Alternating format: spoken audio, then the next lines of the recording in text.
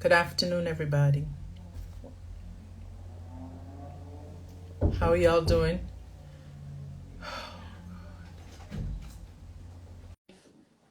Oh, you okay?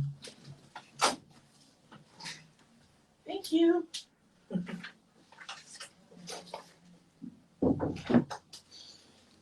Sorry about that. Good afternoon, everybody. As you know, it is, it gets crazy here some days, but we give thanks. How are you? Amazing. How are you? I'm good. It's morning where you are, right?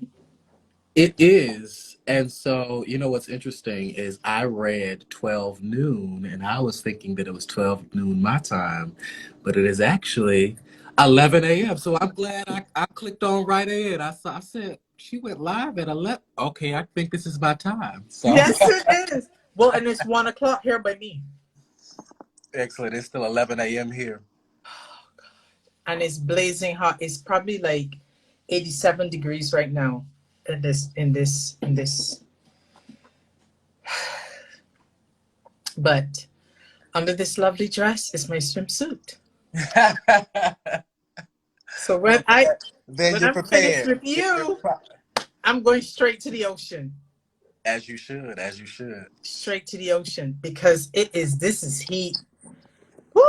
And I'm drinking coconut water.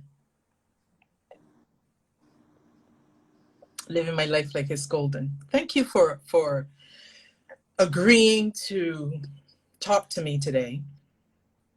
Um we met on Clubhouse, and we've been in so many rooms together, and just share with other folks our spiritual journey and what that looks like.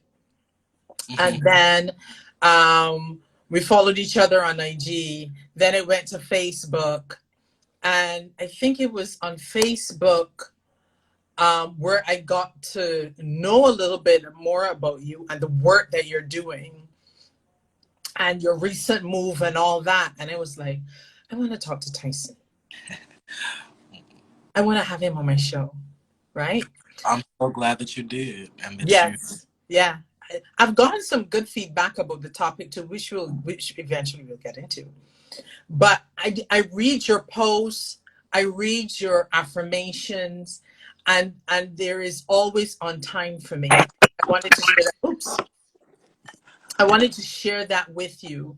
They are always on time for me, and I really appreciate um, you sensing the energy in the universe and just sharing what you have, and then in a public space, because sometimes even in that you express that you were going through something at the time and you just needed to put these words out and just to a release. Yes. But I also want you to know your release is also gems of inspiration for me, and I'm sure for many others who follow you as well. So when we first started to have the conversation about, you being on the show and you were sending me information about you, you have this, when you sent your bio, you said, Ty the Oracle. What is that? Who is Ty the Oracle, I should say? Ty the Oracle and Tyson Isaiah Evans is the name that I was given at birth. Tyson means firebrand. It literally means quarrelsome. My middle name is Isaiah, which means salvation by God. Oh, As an artist, I was church boy Ty for many years when I was deep into and gospel music. I was an actively practicing Christian in the traditional sense of the word, and mhm, Ty was who I released music as. mhm, Around 2018, I began a kind of a spiritual journey and transformation, and I felt like my identity was literally changing. Who I once was no longer suited that, and the same way I was gifted the name, which felt like by spirit, church boy Ty the Oracle. And an oracle is someone who is a beacon of wisdom, of truth, of power. And I think I operate in the world in that way. And what you have just shared confirms that for me that I am truly my calling. So Tidbit Oracle is who I am, um, and it is where my creativity and my healing flows from.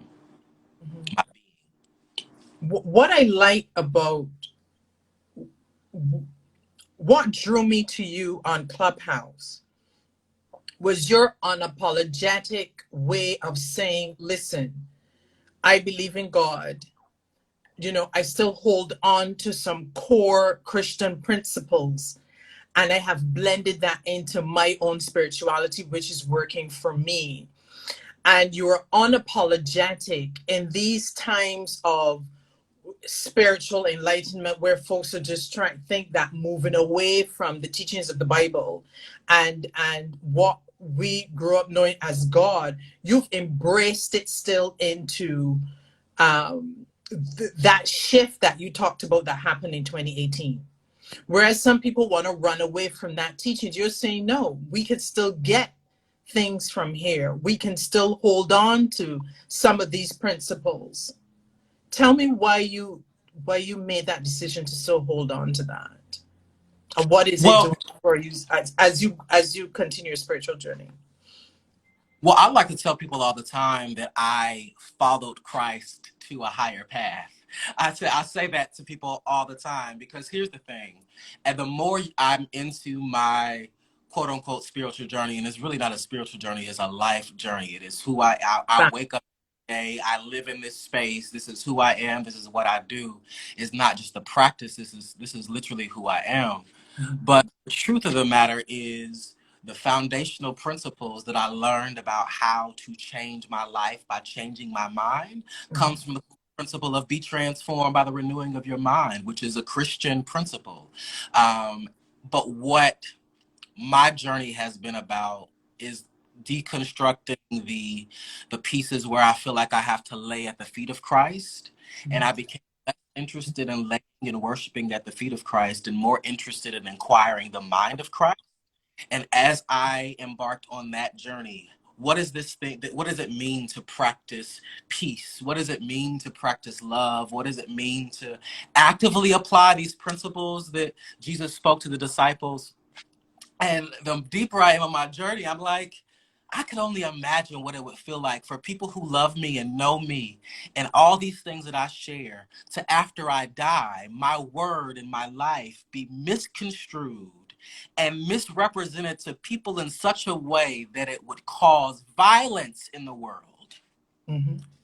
There are people who are actively pursuing violence in the name of Christ when violence couldn't be further from the principles of it. And Mhm. so I hold on to who Christ was and is as a foundational principle for me, but I release anything that is not alignment with what I feel like my highest calling is. And so that's why I'm able to hold those things in tandem. Mhm. Can I say that you were a choir boy? Oh, And oh my God. Listen, my mother, when I was 15 years, I can never forget. Now, at 15 old.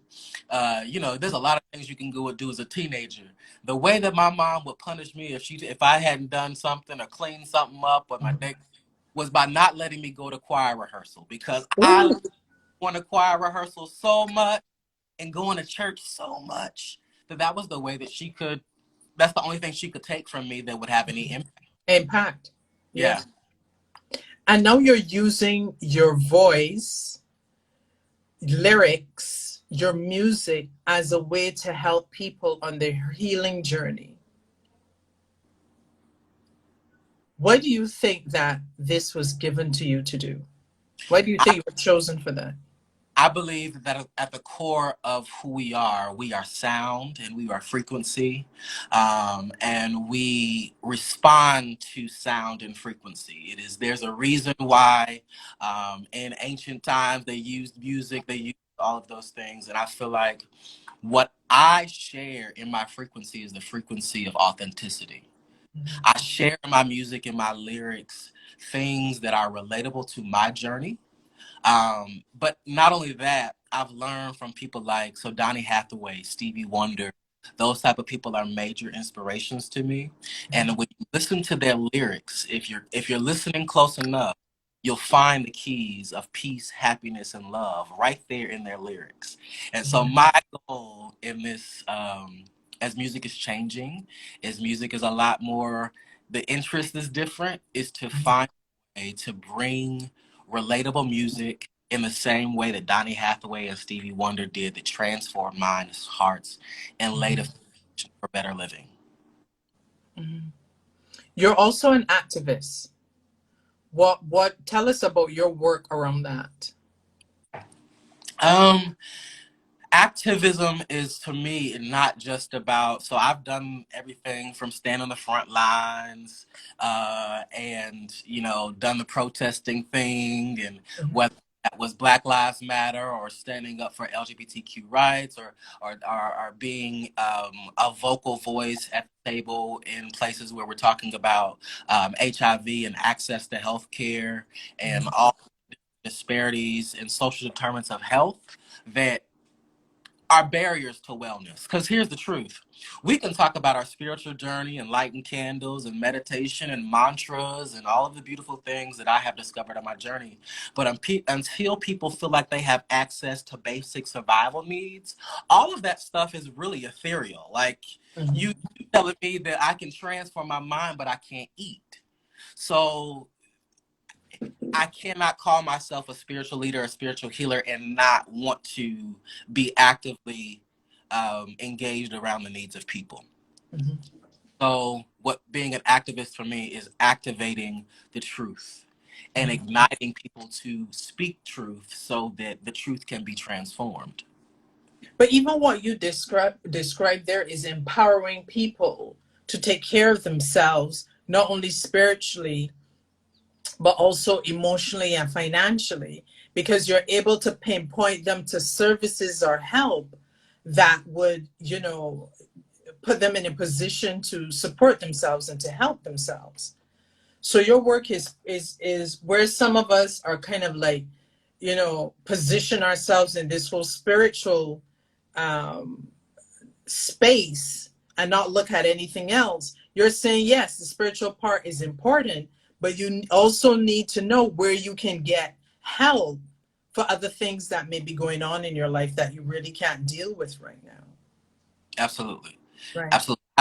I believe in Maslow's hierarchy of needs. Like that, if I had to really boil down, I don't feel like you can, and that can literally be traced back to the chakra system.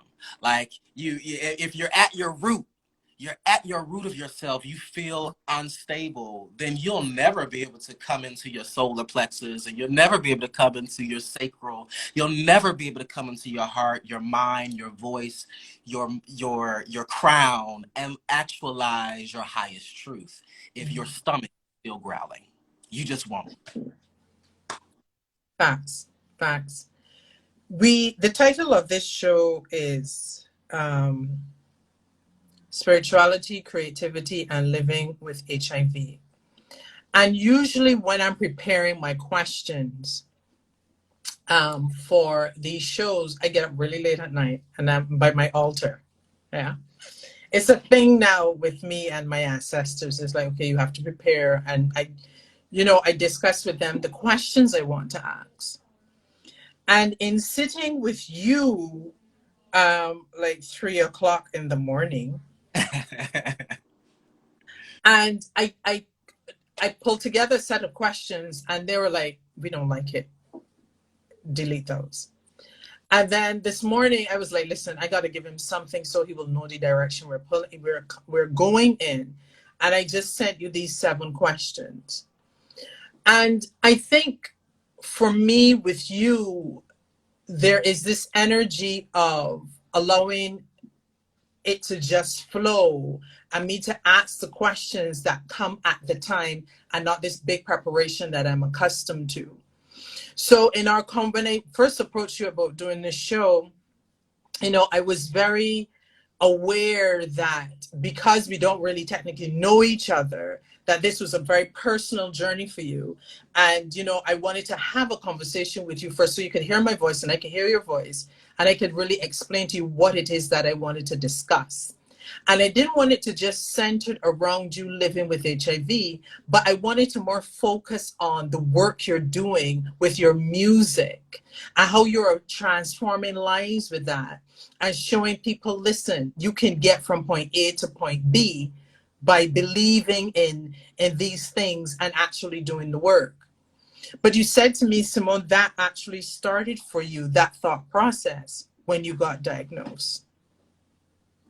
What was that like to hear? So I come from my mom's a social worker. I was born My baby brother was born with cerebral palsy. So so my family and has always been around basic needs and human rights and bettering other people. But before I got diagnosed, the only thing I wanted to do was I was in school for music. The only thing I wanted to do was sing. That's all. Like I would have been more than content, and I didn't even need to be a lead singer. I could have been a background singer on tour with anybody in the world because I've sang professional background vocals, and I was more than happy to settle into a life where I just was on the road making money singing background, and that was going to be my life. But at 2012, it was the same month that my baby brother passed away. Oh, A week after that, I was had just come back home from college, and I was working a retail job during the day, had my first apartment, and just really navigating things as a young person. Um, and I didn't feel well. But every sign that I would pass, you see those, get tested today. Da, da, da. Every time I would pass one of those signs, the sinking, like aching feeling would just come into the pit of my stomach, almost as if my body was saying, you need to know. So I went down to the local clinic, and sure enough, sorry about that, it's okay. my phone fall. Um, sure enough, they came back with the diagnosis that I was positive. Um, but what was interesting was while the nurse came in, she was prepared to for me to be completely devastated. You're telling a 22-year-old person that their life is forever changed. But I don't know, Simone. There's a sense of peace, like this warm sense of peace came over me the moment she gave me that diagnosis. And I walked away from that office. And then, of course, I called my mom and I called one of my best friends at the time. And of course, they were more devastated than I was. Like, oh my God, I don't know. And I'm just like, y'all, I'm just feeling peace right now. And from that feeling, it led me to investigate. Okay, so what is this HIV thing? Okay, so what are people doing around this thing? Oh, there's whole organizations and activism around. Oh my God, this is cool. And through me engaging and learning what I needed to take care of myself, I learned that there are so many tools that people like me don't have access to. And I'm like, I'll be damned if I don't share these tools as I learn them for myself. And that moved from me this public health life and all of these skill sets that I've learned that I now use on a regular basis to transform lives. And I would not have ever had access to these things had I not gotten a diagnosis. So, one of the most profound things that's ever been said to me is your purpose is at the point of your pain. So, I took something which could have been very painful for me and I discovered the purpose in it. And then once I discover the purpose in it, I discover the power in it. And now that I've discovered the power in it, I can yield and use that power to transform, heal, and bring creative life to other beings through this one experience. So I'm thankful for HIV. I am so Wow. grateful and thankful for HIV that I couldn't imagine my life had I not had that experience. Now, the spiritual part of me understands that I chose that experience so that I could be at this place. And I believe now that I have the lesson that I needed to have from HIV, that literally my body can be healed in totality from it because I've learned the lesson. That's how healing works. You learn the lesson, you get to release the thing. Mhm. Did you, excuse me, excuse me, at the time of your diagnosis, Did you find you were more comforting your loved ones? Because I was picking up that way you were saying that your best friend, your mom was, oh my God, you found yourself comforting them and having to tell them, listen, it's going to be all right. You gotta think, my mother had just um lost her child that she can't care. And now my oldest son, my he's telling me that he has something that could take him out of here. I'm devastated. Mhm. And how is it that God, who I love, would not only take one child away, but threaten to risk my other child? Mhm. So I had to walk her through those things. But I also had to remind my mother. She always tells me this story, and it stuck with me. She said, "While you were in my womb, I read the whole entire Bible to you." And she said, "What I said to God was that you were His, and that He could do whatever He wanted to do with you." And I said, "Well, Mother, honor the word that you said." Mhm. Said with Creator, and I'm a vessel to be used any way that Creator sees fit. And a part of this journey was for me to be this vessel. But I won't die in the pain because I understand the purpose. So here I am, 12, almost 13 years later, and I think I look very good at 34. I think I operate very well, and I'm healthier than I've ever been. I'm happier than I've ever been. I'm more whole than I've ever been because I the journey. Mhm. What is it like for you? Because I was reading this on your thread. I think you shared it on your Facebook page, where someone said they can stand up in an audience and speak about, living with HIV, but when it comes to having to reveal it, I guess like if they have to go to a particular appointment or a government something, it still holds on to them in their throat. What does that mean? I was It's reading through the comments trying to understand that concept. And I said I was going to ask you about that. What is that? What does that struggle mean? um, for me, Mhm. what that has meant is, being one, romantic relationships. It is a very difficult thing in a romantic relationship where people, particularly if you come from a public health background like I do, where you can kind of get stuck in a silo of a world where you're around people who know what HIV is, like there's no, but then you go back into the world and you meet somebody and they think you're the most amazing person. They think you're incredible, but then you have to tell them this thing that could possibly shift their mind. Mhm. This because in still in society, people have been taught to. In fact, most recently in a dating experience, someone who I adore and who I believe adores me, shared with me, "Listen, I have been trained to stay away from HIV, like with everything in me. And so when you told me what you told me, and I always tell people on the first date, I always give people the opportunity on the first date, listen, because I'm confident in who I am. So if you decide that you don't want to have this experience with me after I tell you this, then that's your loss, not mine. But it's still, even in that sense of empowerment, it doesn't feel any better when someone says to you, well, I actually think I am going to walk away from this experience because that truth is too much for me to handle." And that's still a real thing. And so you get anxiety around it. You can have fear around it, fear of loss, fear of rejection, fear of um, never being able to, have companionship in a certain way. I've been blessed. That has not been my truth, but I can definitely see why people are still fearful.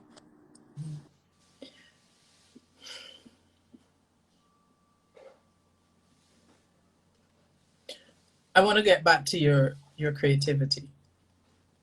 For some reason, although that is a part of who you are, man, to hear you sing is such a moving experience in itself, right? And the way you're able to, because I want to put in a request that you write a book of affirmations, please. It's already happening. It's literally happening. It's coming out in 2022. It's going to be called Abracadabra, the magic of your mind. You see, and I didn't even know that. Spirit said, ask him about the book. Right. So you have to let me know with the launching or anything, because wherever you are, I'm going to come for it. I like these things because it gives me the opportunity to travel and not travel for work, right? So I could just, wine and dine and celebrate with you. But even with all this stuff that is going on with you, with the diagnosis, you said it's almost like 10 years now, 11 years now, 12 years, 12 years now. And you are doing all these wonderful things in helping people move through whatever life challenges that they may have. What do you want to be said about you when, I guess you're no longer here? What would He you expect to be said about you? Yeah. he never stopped sharing love, even when it was painful to do so. He never stopped giving, even when he did not receive. Mm-hmm. He never stopped healing himself and the people around him through his life. And he was always generous with his journey. Mm-hmm. Mm-hmm. Besides the book of affirmation, what else are you working on? So many things. I have been gifted and to be connected to real life tribe. When I talk about you mentioned my activism, but I've kind of shifted my mind to not just being an activist to I really want to transform the world. I, a creative being, am a creative strategist. And through HIV, I've kind of seen the disparities. I've seen how racism and the intersectionalities of oppression and poverty and all of the things and I've been getting plans. I believe they are divine plans. And so I'm working towards building infrastructure and business, and making creativity and healing a commodity. And I believe that I could literally build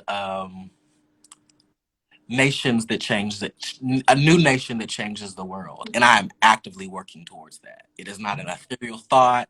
It is not like acquiring land, acquiring resources. All of those things are an active part of what I'm doing, and empowering the healers and creatives of the world, because I believe that the healers and creatives will build the new world that was promised in the Bible. I'm crazy enough to believe the Bible, that there will be a new heaven and a new earth, but not that we have been taught to about it. Correct. And that is why even with me, um, when there's a new thing that start happening with me with my readings. All of a sudden now, and it's happened a few times, my clients' grandmothers are booking me, right? And Tyson, I would tell you,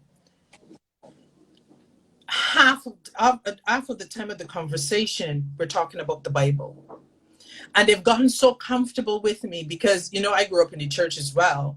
And I still use the Bible is on my ancestral altar, because that's what my grandmother and my great grandmother and all them, that's them. That's where they belong, right?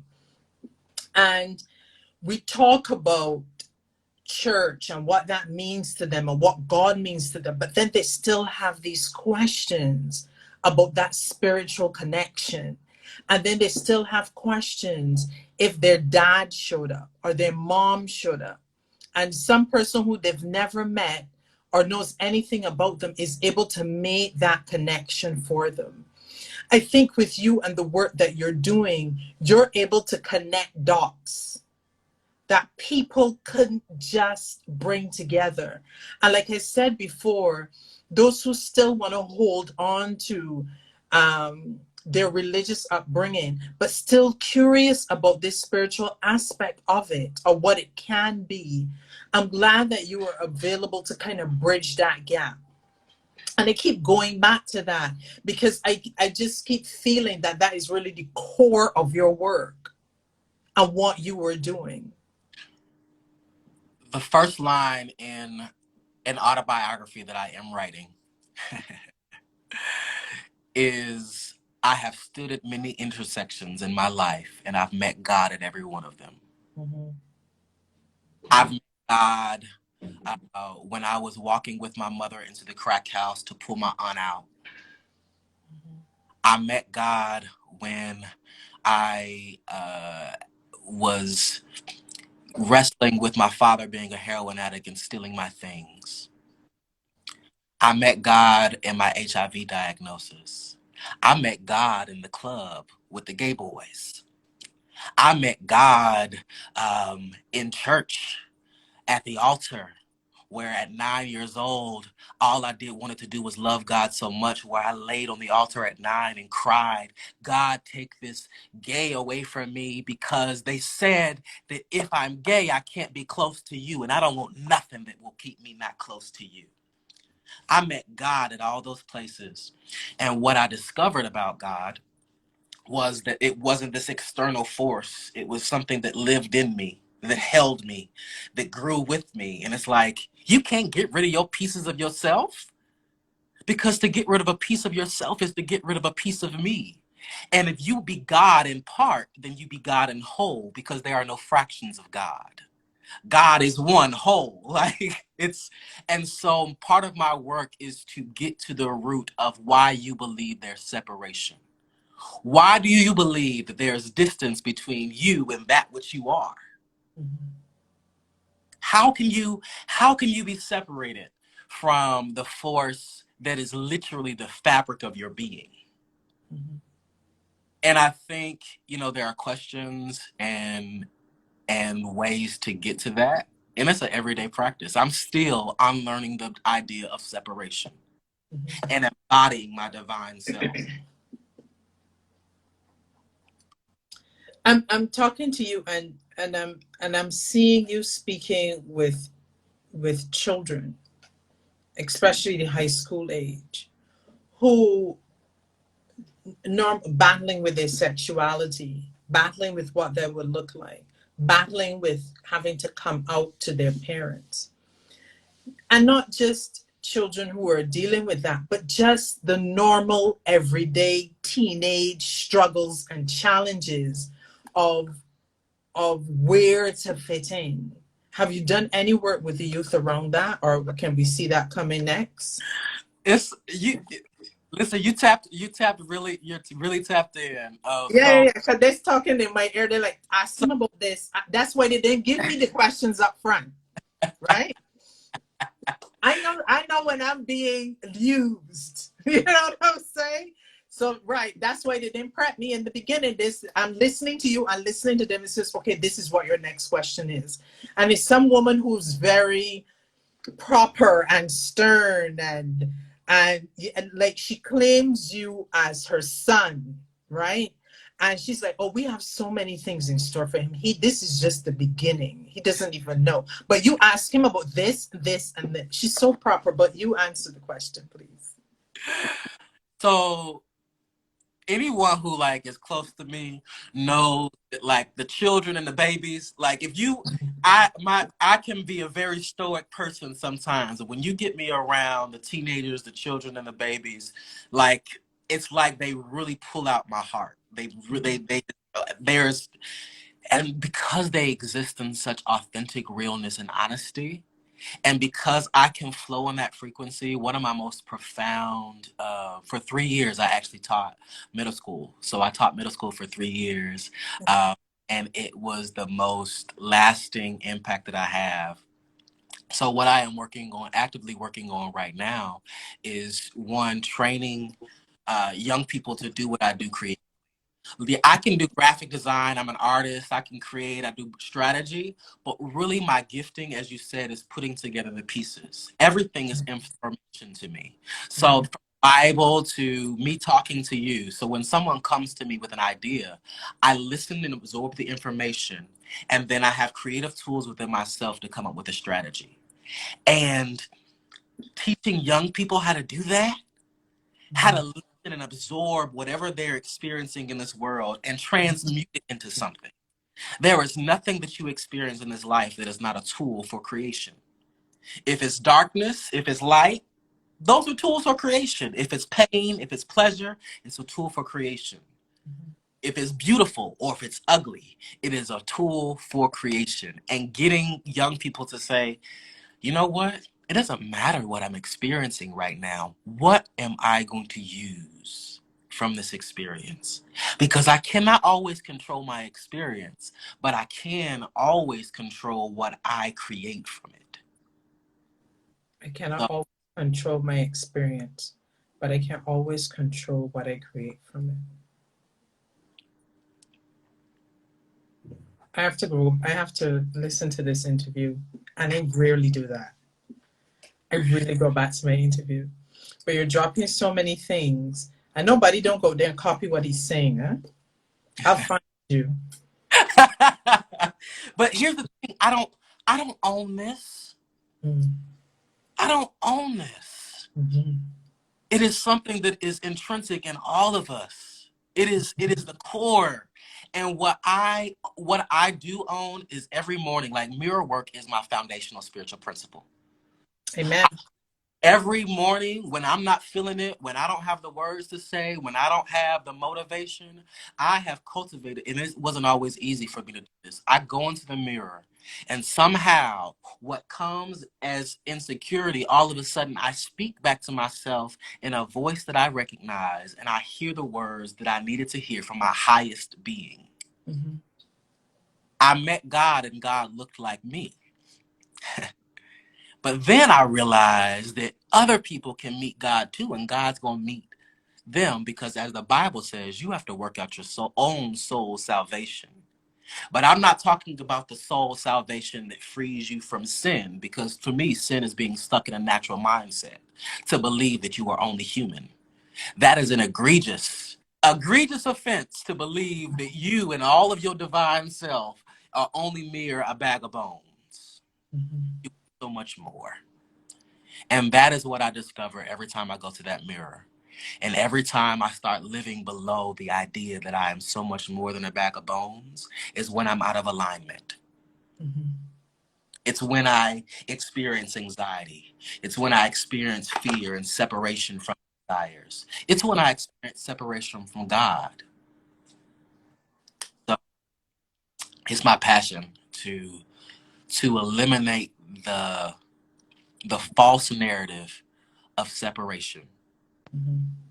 Is this why you aspire to be a living example of heaven on earth?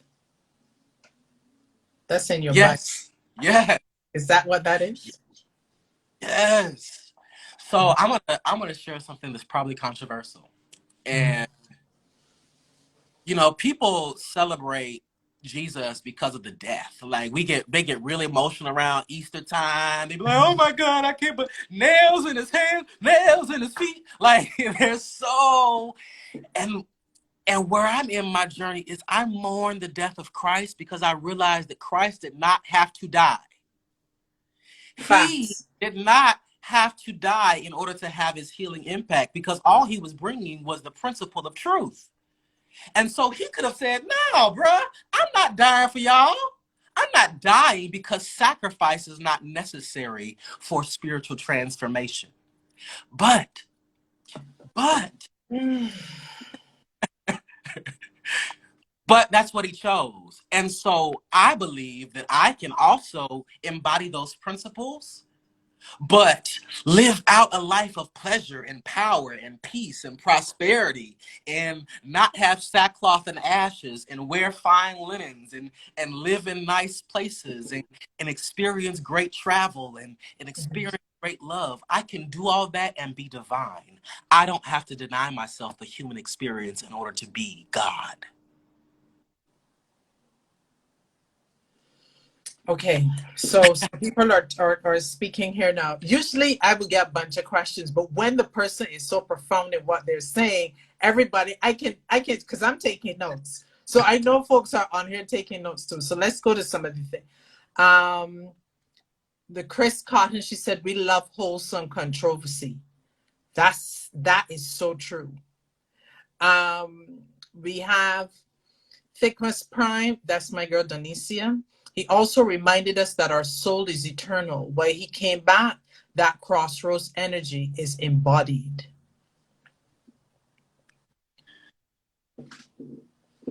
She comes back and she says, Christ reminded that empire can't live in the body. We have to lose those internalized systems. And then this is what really, so I thought about something. There's only two times that Jesus really gets angry and doesn't embody peace, right? One time is in the church when they're in there prostituting the gospel, and they're using it as a tool of manipulation and this tool of, and he goes in there and he's chasing people. I want you to understand how angry you have to be to chase someone with a whip in a church and toss over tables. And then the other time is when he says, destroy this temple and in 3 days I shall raise it up. The only time that I see Jesus being violent or destructive is in relation to the church.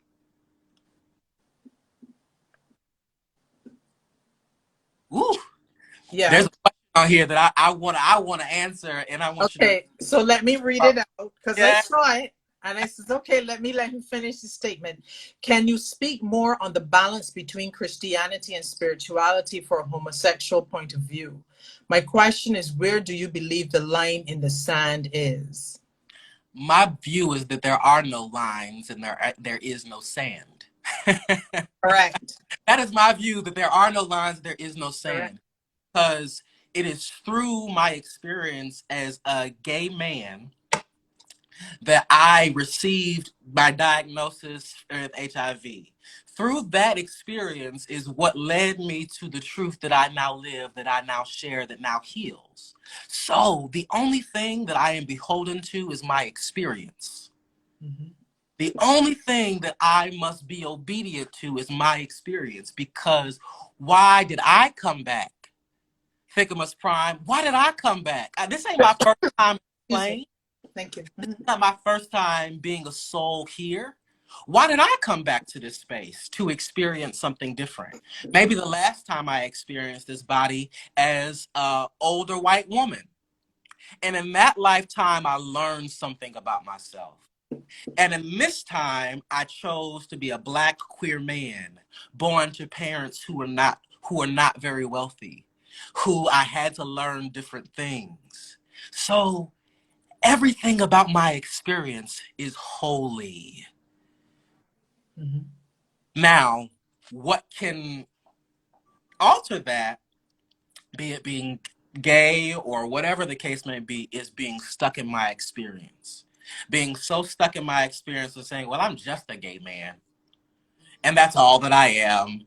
And my whole identity is wrapped up into being a Black gay man or this thing and that thing. Identity is the stronghold of the ego. And what I am working right now in my journey, this is where I am, is dying ego death. I no longer want to be ruled by my ego. I want to be ruled by my soul. I want to make decisions that are not rooted in my identity, but rooted in who I am. Mm-hmm. And so I know that was there was a lot in that, but that's what that sparked for me. Yeah. Because you embody so many different things that people can relate to, you know, as a gay man, as a Black man, as a man living with HIV, as an artist, as a creative, as a child of God. There's so many things that embody who Tyson is. And for each of them, we all can relate. Even though I'm not gay, even though I'm not a Black man, there's something in you that, and I guess that could be an experience for all of us, but maybe not. Maybe I not. can be, but you have to be willing and open to that. Right. So my prayer every morning is, show me what I do not know. Mm-hmm. Allow me to see what I do not see. Mm-hmm. Allow me to hear. I have opened myself. I want to hear the pain of the people around me. I want to feel it because I know I can handle it and I can transmute it.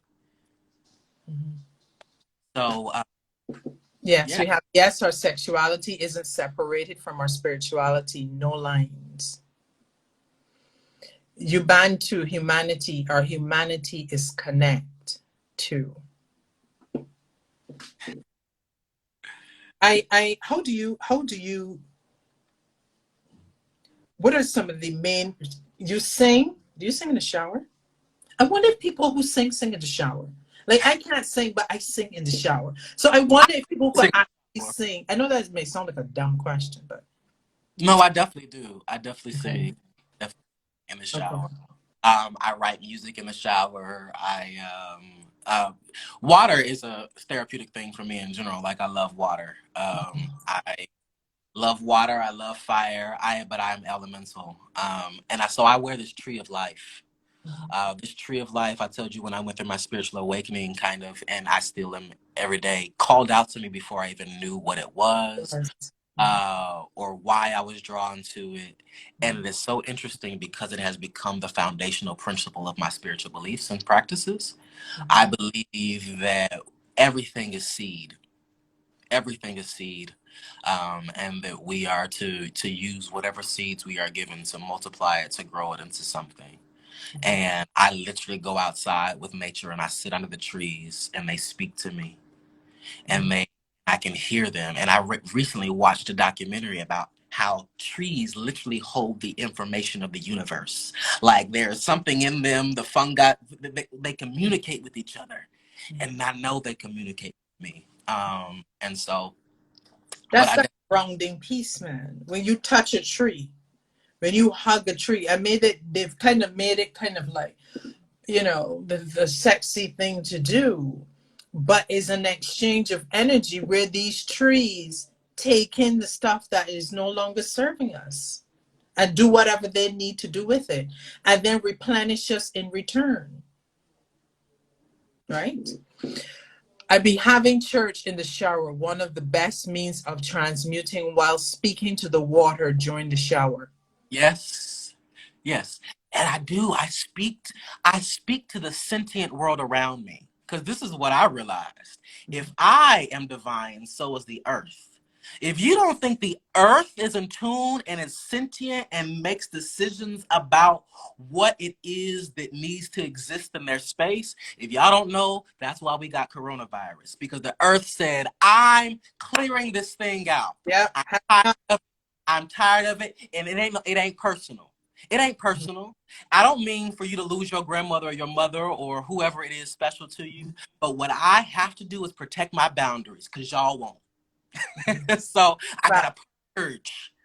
I fact. gotta purge that which is not in alignment with my highest self, and so that is also something that I believe that a charge that I've been given.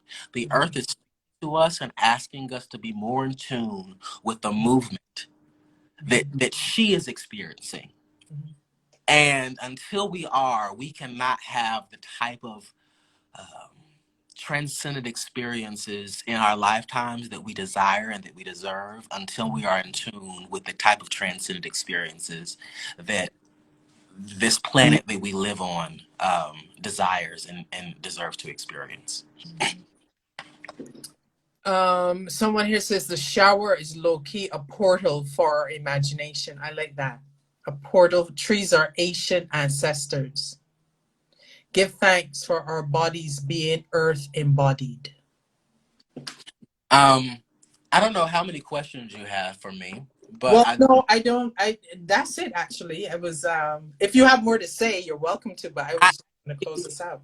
share this is and I've been told by spirit to really share this song anytime that I get the urge to. Please, please. But Um, before you do that, I want you to also let folks know how they can find you, your IG.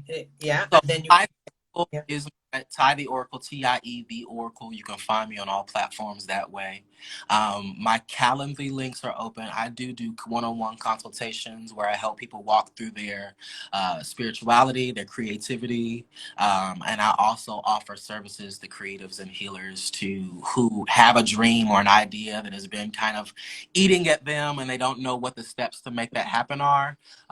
Anything from websites, graphic design to any of those things. But that is a part of my gifting as well. But Ty the Oracle, find me on everything and just stay tuned and stay connected with me. I'm very sensitive to the souls that I'm sent. I'm very and I take it that responsibility very strongly. I don't take it when people are sent to me and they say they're drawn to me. So But I would like to share with you all the song, the Tree of Life song, the Tree of Life song, and then I will just thank you. Thank you for having me, Simone. Thank you for being here and sharing so much with us. Thank you. Be it resolved that whatever a man soweth, that shall he also reap. Whatever we sow, we can be sure it will grow. So I admonish you to mind your seeds,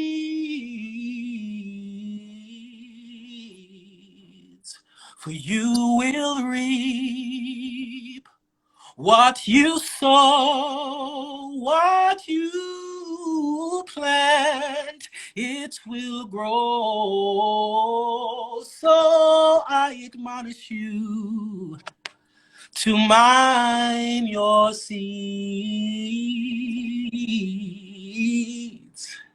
just as sure as winter follows spring, just as sure as fall will bring the autumn leaf.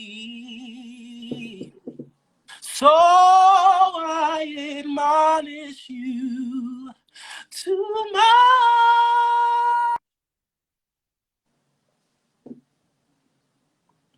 Uh-oh.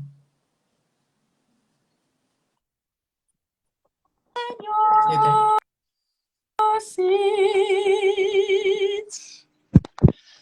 That's the Tree of Life song. Amen. Where can we download that somewhere?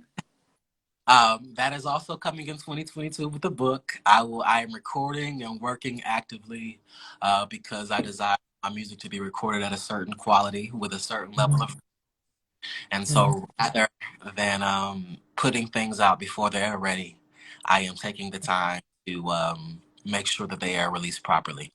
Yes. All in divine timing. All in divine timing. Tyson, thank you so much for joining us today. Thank you for agreeing to be on this platform for me and sharing your story, giving us these gems, these words of wisdoms, these affirmations that we can carry in our heart as we prepare to move through the week, as we prepare to end another year, as we prepare to move into a new year. I will be at your heels every step of the way as you launch the new, because I kind of stalk your page a little bit. Well, I appreciate the support. Yeah. I have been singing the same tune for very many years, and it has always not been a a received message. So to be walking at a level of myself where the people that I'm meant to connect to and the people who are meant to hear me are hearing me is the greatest privilege and pleasure of my life, to be honest with you. Mhm. And thank you for that. Thank you everyone for joining us, and I will see you guys here again next week. Take care, Tyson. Thank Bye-bye. Bye-bye.